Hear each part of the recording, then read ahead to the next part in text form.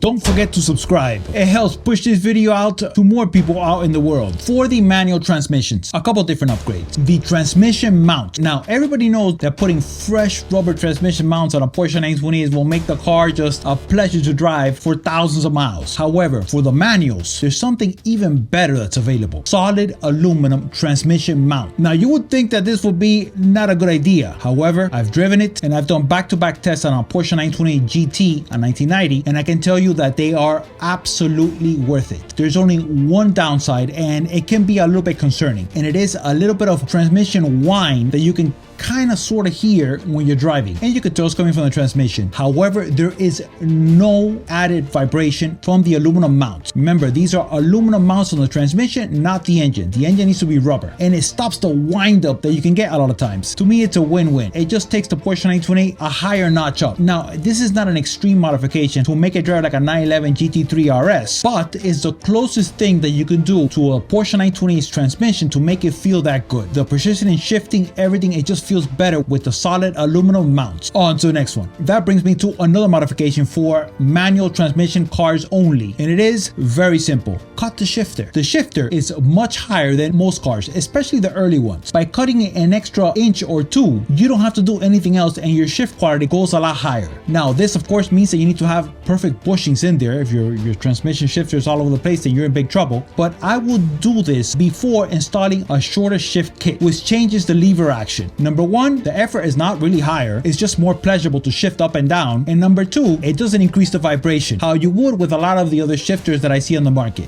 Just cutting the shifter is enough to transform the shifting experience. The other thing that I would do is get rid of the factory knob. Now, this is the factory knob that is before the GTS. You know, the GTS got the bigger, fatter knob. The earlier ones have a knob that is very similar to what you get in the 944 and the earlier 911s. This knob has so much play when you're going back and forth that it almost adds like an extra inch of rubber gooiness, and you wouldn't know this unless you put in there like a Momo shifter. Now, that's not what I did with this car. What I actually did was get a newer Porsche 911 993 shifter, and I put it on. It had a solid metal core, braided in black because I don't want silver in my car, and it transformed the shifting experience on this 928 GT. On my earlier ones, I put Momo shift knobs, which also have an aluminum core. It removes a lot of the slop when you're shifting. It just makes it a lot more direct when you shift, a lot more pleasurable, and it doesn't increase the vibration or add any extra sound. It just makes it more fun. The clutch pedal. Now, many people don't know that the Porsche 928 came with the earlier ones that had double disc clutch and the later ones which had a single disc clutch. I mean, to most people, a clutch is a clutch, but what everybody will most definitely be able to tell is how hard some of these pedals can be. When I got my first Porsche 928, one of the things that I was like, oh, this is,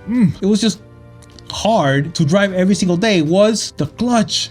It was so hard, and I was young, and it still was so hard. It was just like over and over and over and over again. The good thing about the Porsche 928's manual is that you can shift gears, so it wasn't that laborious. But I did realize that after driving it all day long, I would get home and I was like tired, and it's just because the clutch was so hard. After driving a year like this, I was like, I gotta figure something out. Well, guess what? I didn't need to figure anything out. The solution was there all the time. There's actually a helper spring right under the clutch pedal with a wing nut to adjust the strength. Man, when I found this out, I was just like, oh, wait a minute, let me just go, and I turned it, and the clutch got 4 times easier just by twisting this nut. Most people don't even know that the Porsche 928's clutch is adjustable. If your clutch is too hard, you're just gonna get tired driving the car, and you're not really gonna enjoy it. This helper spring with the wing nut that helps you adjust the strength will make the clutch a lot lighter. You're not gonna lose feel, and the car is just gonna be a lot easier to daily drive if that's what you want to do. It's still firm, by the way, just not to the point where you're going to get exhausted driving it every single day. It's totally worth it. You don't believe me?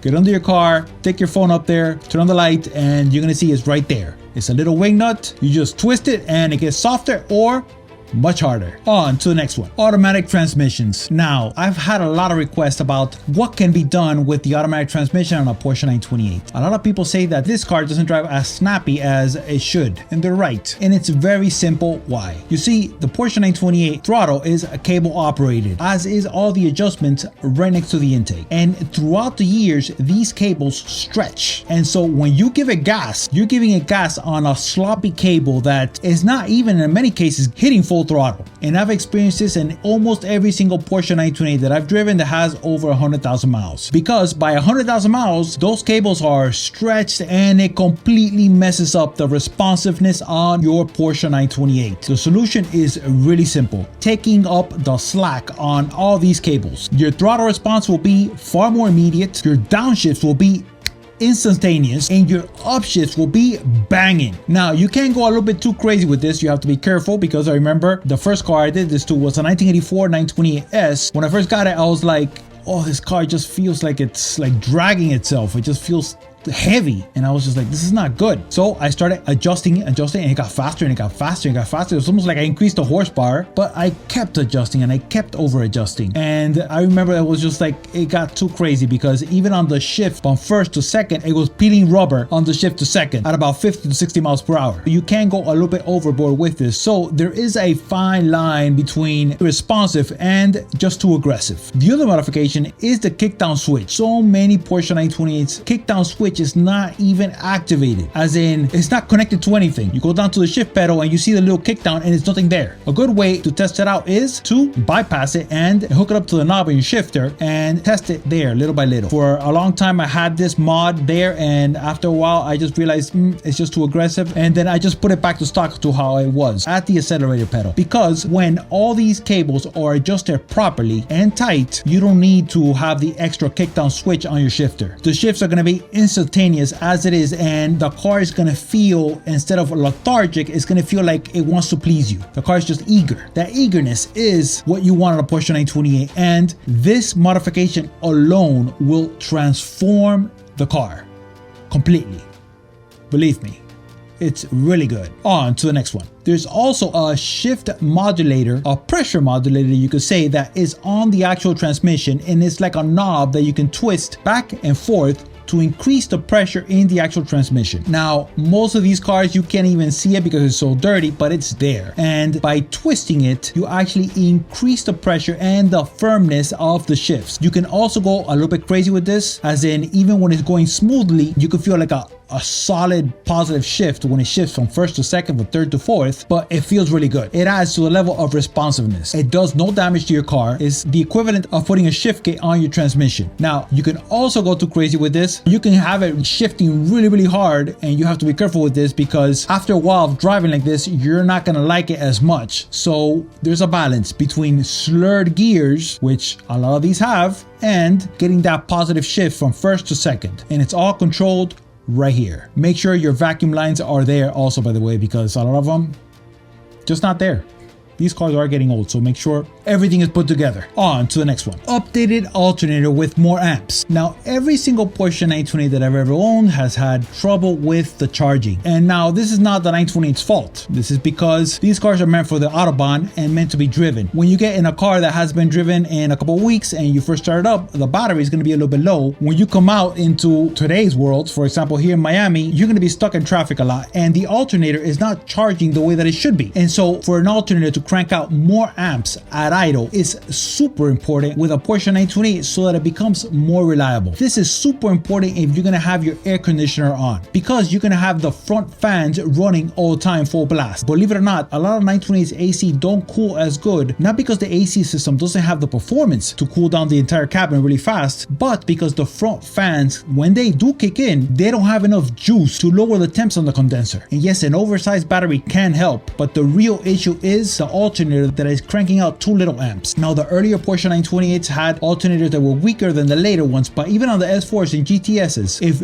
you were to upgrade anything on this engine, it would be the alternator, just to have something that's more reliable every single day. It makes the car run a lot happier. So many issues, especially on later 928s, happen because of low voltage at idle, and then you start having issues with the computer, and you could be chasing around for weeks trying to find out what the issue is without realizing exactly what's going on. The alternator is weak. It was weak when it was new, and it should be upgraded ASAP. This is one of the first upgrades that I usually do to most Porsche 928s that I have, just because nothing is worse than getting in there and wanting to go for a great drive and the car doesn't start. And it usually comes down to a weak battery. A weak battery that was not charged when it was driving makes a solid difference as far as reliability, and at the end of the day, that makes the car a lot more enjoyable. So less headaches for you. On to the next one. Now here's some bonus tips. These are tips that are not mods to go faster, but I gotta stick them in somewhere, so this is as good as time as any. Number 1, speakers. If you have the newer speakers which are exposed, which would be 1985 and up, many times these speakers,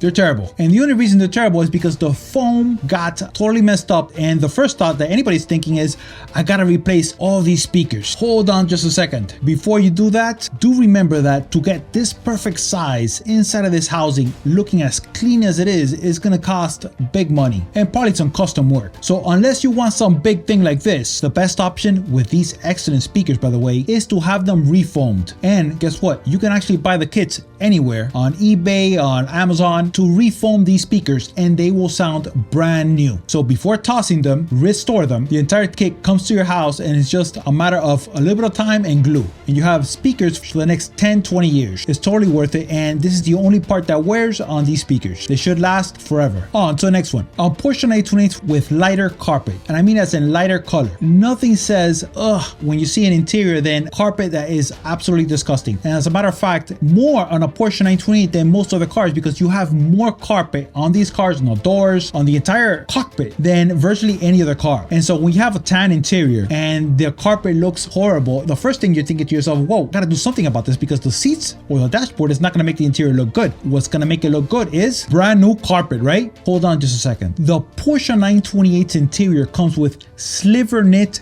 carpet. That is the highest quality carpet that is sold on any car right now, as a matter of fact. It is so nice. It's almost like petting a bunny. This also means that it's very delicate appearing, but it's actually really tough. You see this interior? I didn't get the before pictures, unfortunately, but it looked like a roach nest. It was horrible. I got this entire carpet. I pulled it out. I first put it in a bucket with degreaser, rinsed it out, let it dry a little bit out, put it in the washer, and then I put it in the dryer. When it came out fluffy, it came out amazing. However, it was still discolored. I just lightly misted it with SEM Palomino spray paint, which is also for carpet, and the car looked brand new. Looking at its interior, you can tell that the seats are not so good, but the carpet was really nice, but it wasn't before. It was horrible. Oh, it was terrible. You can only do this with sliver neck carpet. There is no other carpet on the market that you can do this with. And the Porsche 928 has sliver neck carpet. That means that your car has sliver neck carpet. So if you're planning to redo the interior, do not throw away the carpet. Just clean it like if it were clothes. It's super high quality, it's super tough, and when you finally put it on,